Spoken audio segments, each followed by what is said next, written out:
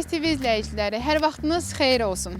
Uza Şahdağı, əzəmətli Bazar düzünün, Bazar yurdun, Heydər zirvəsinin əhatəsində yerləşən, təbiəti ilə göz oxşayan bir diyardan, Qusardan salamlayırıq.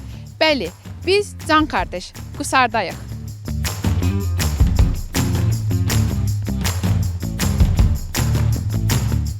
Komandamızla birlikdə o qədər maraqlı süjet xətti hazırlamışıq ki, ekran qarşısından ayrılmaq istəməyəcəksiniz. Bildiyiniz kimi, Qusarın özünə məxsus coğrafi mövqeyi olduğu kimi multikultural mühiti də var. Hansı ki, əsrlər boyu çiyin-çiyinə, mehriban şəkildə burada yaşayan ləzgi həmvətənlilərimiz var. Hələ onların da Qusar torpaqlarının məhsullarının yetişməsində, aqrar potensialının inkişafında çox böyük rolları var. Hələ sizinlə birlikdə həm Qusar torpaqlarına gəzəcəyik, yerindəcə kəşf edib sizlərə göstərməyə çalışacağıq. Bu dəfə də hər zaman kimi verilişimizə Agrosistem MD şirkətinin baş sponsorluğunda baxırsınız. Biz hazırıq. Əgər siz də hazırsınızsa, elə isə gəlin başlayaq.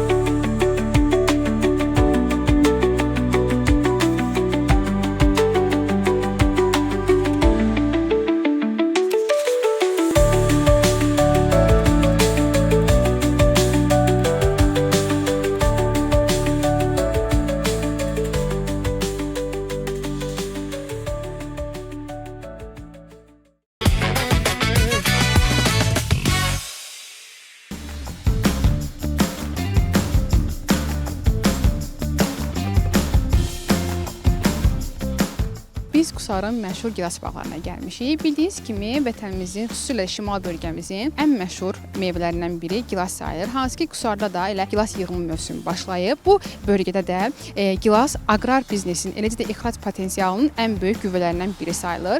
Biz də bugün gilasın budaqlardan süfrəmizə gəlmə prosesini, eyni zamanda həmin prosesdən sonra xaricə necə ixrac olunur, o prosesi addım-addım sizlərlə birlikdə öyrənəcəyik. Elə isə gəlin, keçək baxaq.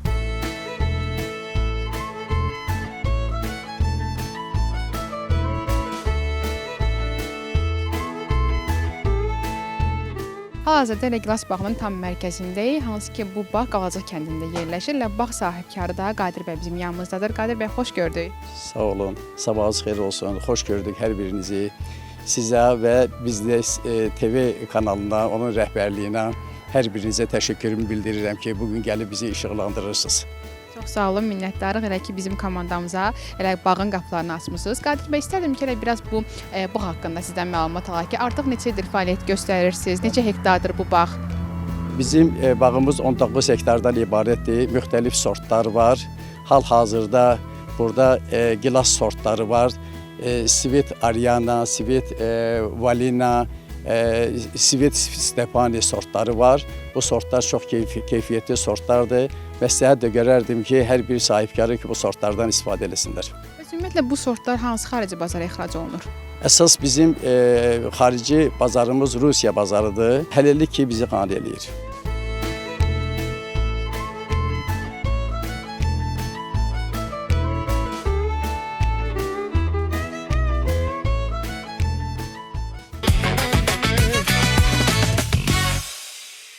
Elə yanımızda bu bağda çalışan agronomumuz var ki, hansı ki, əlimdə gördüyünüz bu gilaslar haqqında bizə maraqlı məlumatlar verəcək. Xoş gördük. Xoş gördük, xoş gəlmişsiniz. Çox sağ olun, minnətdarıq. İstədik ki, biraz bizə bu bağ haqqında ümumi məlumat verəsiniz. Neçə hektardır, hansı sortlar burada var? Bizim bağımız 19 hektardır. Burada əsasən gilas, armud, alma, nektarin, şaftalı çeşidləri yetişdirilir. Hal-hazırda da ki, gilas çeşidlərinin Svet Ariana çeşidinin dərimi gedir. Sonra isə Svet Stepani çeşidinin yığımına başlayacaq. Hal-hazırda bağımızda 10 işçi var, gündəlik 10 işçi dərim aparır. Və ümumilikdə bir işçi heyəti olaraq bir gündə neçə yeşik gilas yığırsınız? Yeşiklə deyil, bizdə kiloqramla dərim aparılır. Hardasa bir işçi 80-100 kiloqram arası gündəlik gilas yığa bilir. Çünki həm əkim sxemi əlverişlidir, ağaclar kiçikdir, həm də ki daha məhsuldar çeşidlər olduğuna görə daha əlverişlidir yığım. Bəs hansı ay daha çox belə yığım prosesinin başlama dövrü sayılır? Hal-hazırda intensiv yığıma başlanılır. Gilas, ardınca yassı şaftalı. İyun ayından başlanır. Bəli, bəli. İyun ayından başlamışıq. Arxasıca nektarin şaftalı çeşidləri gələcək. Ondan sonra alma, armud. Bu şəkildə yığım noyabr ayına kimi davam edir bizdə. Bütün bölgələrimizdə intensiv yağışlar oldu bu illər ərzində. Bütün demək olar ki, çox bağa ziyan dəydi. Bəs sizin bağa necə təsir etdi? Bu ziyan dəydimi bağınıza? Yox, şükür Allah, bizdə yağışlarla əlaqədar tədbirlərimizi görmüşük. Funqal xəstəliklərlə bağlı. Ona görə də hələ bir çətinlik yaşamamışıq bu sezonda. Bəs daha çox hansı sortu xarici ölkələrə ixrac edirsiniz? Daha çox deyək ki, o hansı sortdan daha çox qazanc əldə edirsiniz? Əsasən gilas, nektarin, alma hər birindən də yaxşı yetişdirsək, yaxşı bazarı da olur. Bəs gilasın hansı sortu daha çox bazarı? Əsasən də son illər sivit ailəsinin çeşidləri daha çox tələbat görür bazarda. Aha. Belə bir maraqlıdır ki, mənə necə olur ki, belə təbii ki, bəzi o belə prosedurlardan keçir, vitaminlər qəbul edir ki, bəs siz bu gübrələmə prosesi necə olur ki, belə daha məhsullar olur? Biz gübrələməni əsasən torpaq analizinin nəticəsində aparırıq, yəni belə naşı gübrələmə aparmırıq. Torpaq analizinin cavablarına uyğun gübrələmə aparırıq. Artıq azot yükləmirik ağaclara. Hər bir şey planlı bir şəkildə aparılır, yəni gübrələmə. Artıq neçə ildir bu işlə məşğulsunuz bu arada? Artıq 10 ildir. 10 ildir bu işlə məşğulsunuz. Və 10 ildə belə deyək ki, bu işin həm çətinlikləri nələrdir və müsbət xüsusiyyətləri nələrdir? Biraz ondan danışaq. Yəni sizin üçün çətinliyi nədir bu işin? Çətinlik, hər işdə çətinlik var. Təbii ki, bağ işlərinin daha çox biraz çətinlikləri var. Yağıntılı sezonlarda biraz daha çox olur. Dərmanlama kimi, yığım kimi problemlər olur. Şükür Allah'a ki, onların üstəsindən gəlirik yəni. Baş sponsorumuz AgroSystems ÖMD şirkətinin təqdimatına baxırsınız verilişimizə və ilk olaraq onun şoklama aparatı da məhz burada, bu bağda özünü göstərir. Biraz da bu zəncirləmə prosesindən danışaq ki, gilas bağdan yığılır, şoklama aparatına gedən yolda hansı proseslərdən keçir? 4 mərhələdə, saat 11-ə kimi günorta, saat 4-də bir də axşam yığılan mal birbaşa şoklamaya gedir. Oradan da ki, soyuducu ambara. Yəni bağda gilas gözlətilmir bizdə. Bəs bu soyuducu ambara gedən prosesdə nələr baş verir? Yəni nə olur orada? Şoklamadan keçir, şoklama aparatından, oradan birbaşa soyuducu ambara və oradan da ki, Rusiya bazarlarına çıxarılır. Yəni bu müddət ərzində biz ona şərait yaratmırıq ki, onda hər hansı bir funqal xəstəliklər baş qaldırsın və çürümə əmələ gəlsin. Zaten bağda yoxdur çürümə, amma ki ona şərait də yaratmırıq. Bura gəlməmişdən əvvəl biraz araşdırmışım təbii ki bu gilaslar haqqında. Eşitdiyimə görə gilasın daha yaxşı qalması üçün onun saplağının qoparılmaması lazımdır. Saplağı qopulmuş gilas daha tez çürüyürmüş bu arada. Yəni ona görə bu haqqda biraz məlumat verərsiniz bizə. Bəli, bəli. Saplaq qopduğuna görə buradan zədə əmələ gəlmiş olur və buradan çürümə başlayır. Ona görə də yığımda ona diqqət edirik. Hələ saplaq çıxanlar varsa belə onları kənarlaşdırırıq. Bu əlimizdə olan sort nə sortudur? Bu karmin çeşididir. Onun artıq yığımı yekunlaşıb. Hal-hazırda Ariana çeşidini yığırıq.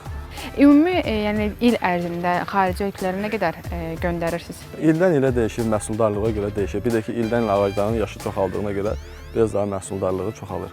Hal-hazırda sezonun içində olduğumuza görə dəri tonnaj deyə bilmirik. Hələ dərim gedir.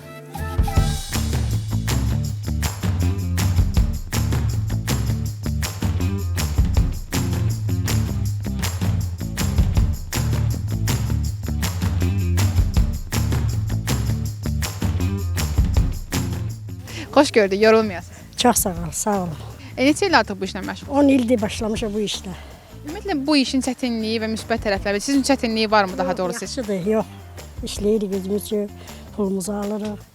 Yəni ki, vaxt-vaxtında gəlib işə çağırırlar bizə, işləyirik. Gün ərzində bəs neçə belə yeşikmi deyə kilo gilas yığırsınız? 250-300 yığa bilirik.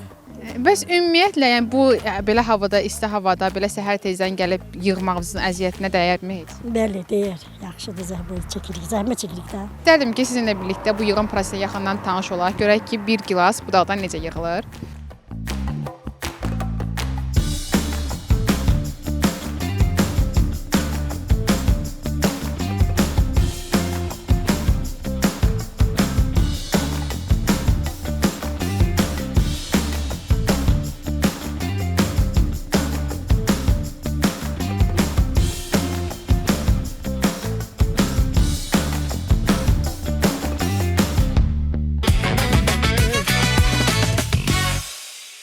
Bildiyiniz kimi Aqrar Biznes verilişinin baş sponsoru AgroSystem ÖMD şirkətdir. Hansı ki, həmin şirkətin təsisçi direktoru Keçəl bəy bizimlə birlikdir bu günləri. Keçəl bəy, xoş gördük. Hoş gördük. Biznes TV'nin tamaşaçılarını da salamlayıram. Çox sağ olun, minnətdarım. İstərdim ki, elə arxamda gördüyünüz bu proses haqqında biraz məlumat alaq sizdən. Ümumiyyətlə bu soyutma belə aparatı haqqında məlumat alaq sizdən. Dünyada innovativ texnologiya olaraq soyuq zəncirin əsas həlqələrindən biri sayılan bu şoklama avadanlığı əsasən də gilə meyvələrinin saxlama prosesində çox vacib rollardan birini oynayır. Əslində bilirsiniz ki, gilas çox yumşaq bir meyvədir və tez çürüyən meyvələrdən biridir. Amma bu şoklama avadanlığının tətbiqi ilə demək olar ki, bu problemi aradan qaldırmaq mümkündür. Çox doğru, düzgün zamanında tətbiq olunan soyuq zəncir meyvələrin ömrünü həqiqətən də uzadır. Lakin meyvələri 2 gün bağın arasında saxlayıb, sonra gətirib şoklasaq da onun bir faydası yoxdur. Əslində şoklama avadanlığı tək gilasları saxlama prosesini təşkil etmək üçün deyil, həm də o gilasların tərkibində olan müəyyən biokimyəvi, mikrobioloji proseslərin əngəllənməsi üçün lazımdır və meyvələrin tərkibində olan kip bakteriyalarını, maya bakteriyalarını, suya qatılan o huvasan dərmanı deyilən bir dərman var. Bu adi pereks vodoroddur. Bir də gümüş qarışığı var həmin dərmanın. Ekoloji təmiz dərman sayılır. Çünki onun tərkibində olan bakteriyaları məhv eləməklə orada gedən prosesləri, o biokimyəvi prosesləri aradan qaldırır. Və əsasən Azərbaycanda bugün bizim kifayət qədər böyük sayda müştərilərimiz var. Demək olar ki, gilasın özünü yetişdirən müştərilərimizin haradasa bir 60% təmin olunubdur soyuq zəncir. Və bunu artıq elm təsdiq eləyib ki, bütün meyvələrdə belədir, ələlxüsusda gilasda, çünki gilas daha tez xarab olan meyvədir. Artıq təsdiq olunub ki, soyuq zəncir onun ömrünü bir neçə dəfə uzadır və onu sağlam saxlayır və onu bütün zərərvericilikdən təmizləməklə istehlakçılara da sağlam meyvələr çıxardırır. Son olaraq belə bir sual verim ki, elə bu aparat sayəsində illik daxili və xarici bazara necə ton məhsul göndərir, ixrac edirsiniz? Əslində bizim aparatlar saatda o temperatur rejimindən asılı olaraq saatda 6-8 ton soyutma gücünə malikdir. Dünyada bu soyutma gücündə olan bunun prototipləri yoxdur. Bunun da bir çox səbəbləri var ki, onu efirdə açıqlamaq o çox uzun çəkərdi. Biz həqiqətən də orada bir çevriliş eləmişik və bugün bizim aparatlarımız artıq 5 ildən artıqdır ki, bazarda işləyir. O cümlədən Özbəkistanın da bazarına bizim məhsullarımız ixrac olunur və orada da çox məmnundular bunun belə deyək ki, vəziyyətindən.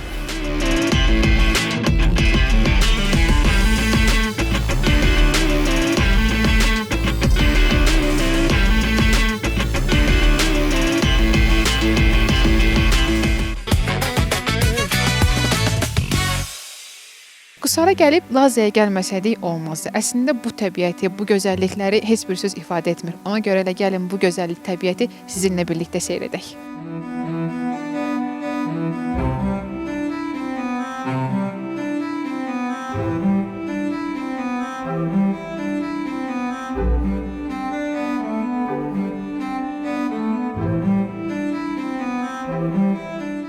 Hazırda Qusar rayonunun ən məşhur və ən gözəl turizm məkanlarından birində Laza kəndindəyik. Laza kəndi təxminən dəniz səviyyəsindən 1300 metr yüksəklikdə yerləşir. Sıx meşələri və gur şəlalələri ilə tanınır. Kəndin ətrafında yerləşən Şahnabad və Laza şəlalələri ilin bütün fəsillərində turistlərin böyük marağına səbəb olur. Yaz və yay aylarında yaşıl örtüyə bürünən bu ərazi, qışda isə qarla örtülərək tamamilə fərqli gözəllik nümayiş etdirir. Laza həm də dağ turizmi və yürüyüş həvəskarlarının sevimli məkanlarından biridir. Kənd öz təbiəti ilə yanaşı yerli əhalinin qonaqpərvərliyi və əsrlərdir qorunub saxlanılan həyat tərzi ilə diqqət çəkir. Əgər yolunuz Qusara düşərsə, Lazanı görmədən qayıtmayın. Bu mənzərəni kameralar göstərir, amma onun yaratdığı hissləri yaşamaq üçün burada olmaq lazımdır.